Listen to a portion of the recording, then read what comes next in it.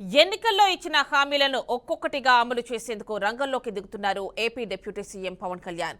పిఠాపురాన్ని temple సిటీగా అభివృద్ధి చేయడంతో పాటు కాకినాడ జిల్లాలోని ప్రముఖ ఆలయాలను కలిపి టెంపుల్ సర్క్యూట్గా తీర్చిదిద్దేందుకు ప్రణాళికలు సిద్ధం చేస్తున్నారు. అలాగే ఆలయ ఆస్తులను కాపాడడం తన లక్ష్యమన్న పవన్ కళ్యాణ్ ఈ మేరకు అధికారులకు ఆదేశాలు జారీ చేశారు.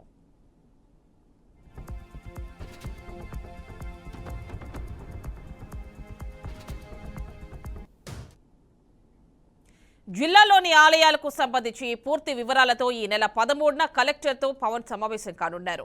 ఈ సమావేశానికి ముందే దేవాదాయ శాఖ డిప్యూటీ కమిషనర్ మేడేపల్లి విజయరాజు జిల్లాలోని ఆలయాల ఈవోలతో కలెక్టర్ సమావేశమై ప్రణాళికలు తీసుకుంటున్నారు. దేవాదాయ శాఖ ఆధీనంలో ఉన్న భూములు, వాటి యొక్క వివరాలు అంటే ఎంక్రోచ్మెంట్స్, దాన్ని తీసుకుంటున్న చర్యలు, లీజులు, వస్తున్న లైసెన్స్ షాపులు కానీ అటువంటి వాటికి లైసెన్స్ రైట్స్, ఎంత ఆదాయం వస్తుంది అనే దాని మీద రివ్యూస్ పెట్టినప్పుడు మా జిల్లా డిస్ట్రిక్ట్ ఎండోమెంట్ ఆఫీసర్ గారితో జిల్లా కలెక్టర్ గారు సమావేశం ఏర్పాటు చేసి ఇందుకు సంబంధించిన వివరాలు శుక్రవారం లోపు ఇమ్మని అడిగిన సందర్భంగా 2 రోజుల క్రితం సోమవారం నాడు కాకినాడ జిల్లా ఈవోలు, ఇన్స్పెక్టర్లు, మేనేజర్లు, సింగిల్ ట్రస్టీలు, ధర్మకర్తలు ఒక సమావేశం జరిపాం. దాని ప్రకారం మొత్తం సమాచారాన్ని అంతటిని సేకరించి కలెక్టర్ కార్యాలయానికి పంపిస్తున్నాం.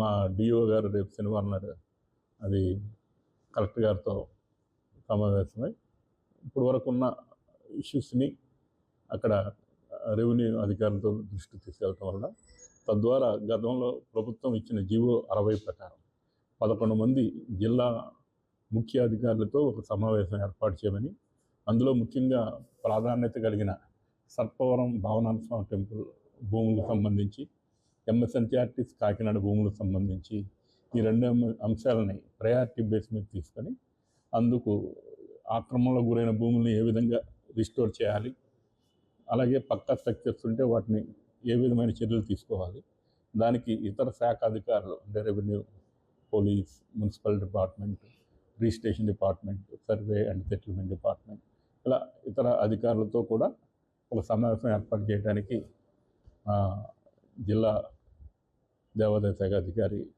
లెటర్ రాయటం జరిగింది. ఇదే అంశాన్ని ప్రతి జిల్లాలో కూడా శ్రీయుత కమిషనర్ వారి ఆదేశాలను అనుసరించి ప్రభుత్వ జీవో 60 ప్రకారం వీటిని దేవాలయ భూముల మీద ఇకపై అన్యక్రాంతం కాకుండా అయిన వాటిని ఎలా రిస్టోర్ చేయాలి దాని మీద చర్య తీసుకుంటాం.